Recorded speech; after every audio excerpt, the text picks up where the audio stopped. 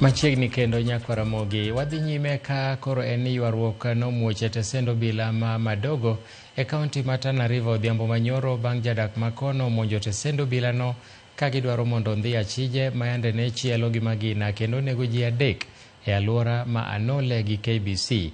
Masira manotimore Anole e kind koso winjruok e dhoudi ariyo kendo weyo ka ochiel gi magina Said Maliu majegni 75 kaachiel kod Juma Mohamed majegni 35 gi Daud Shora majegni 58 nonegi alwora ma KBC.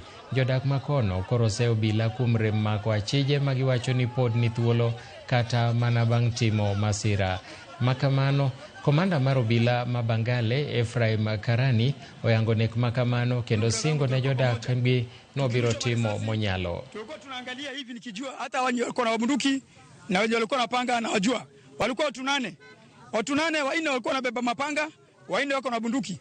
Wawili wako na AK47, wawili wako na G3 nikishuhudia. Risasi ya kwanza imempata huyu ndugu yangu mkono, ikamwangusha.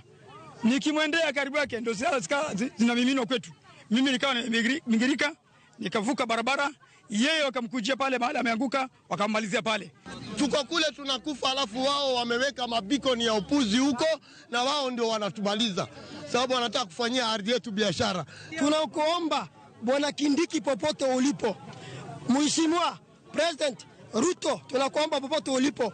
Hii shida imetusumbua mpaka leo tunaongea. Imewao watu wetu 2 tena wamepigwa risasi.